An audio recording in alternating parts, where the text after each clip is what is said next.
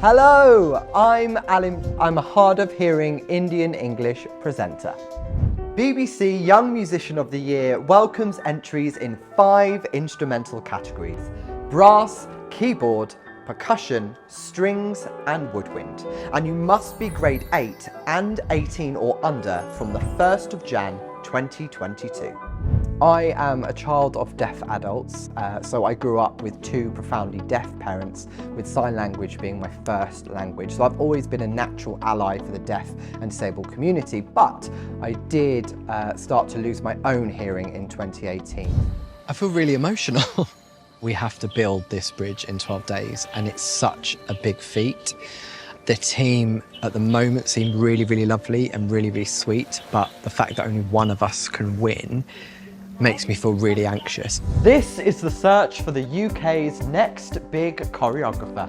We've got the stage, the dancers, the costumes and the lighting. Whilst I celebrate having deaf parents and knowing sign language, society expected a lot more from me. I am so excited today because Instagram have finally added captions to their stories.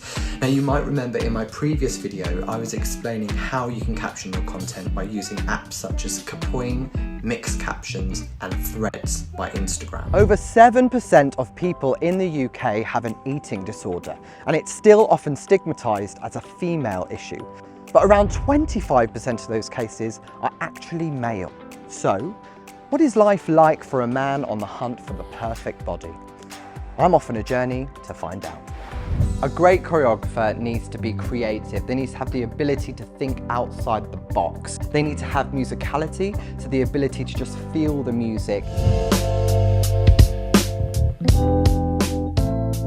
For anyone who's watching that doesn't know, what is endometriosis? Welcome to this episode of Released Voices, the series dedicated to amplifying underrepresented voices and authentic stories. Getting killed on a video game is one thing, but being plunged into a real-life situation where you find your health bars deteriorating quickly can escalate into a much scarier and more serious issue.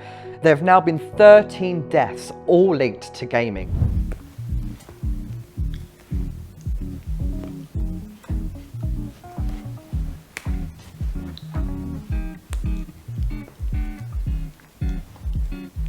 Because coming out at school can sometimes feel daunting, we spoke to some LGBTQ+ kids who shared their experiences of being open at school. So we know the importance of keeping fit, so we're going to let you know the lowdown on the hottest places to get sweaty this summer.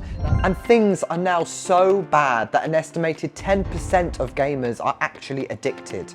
And that's why many are now turning to therapy.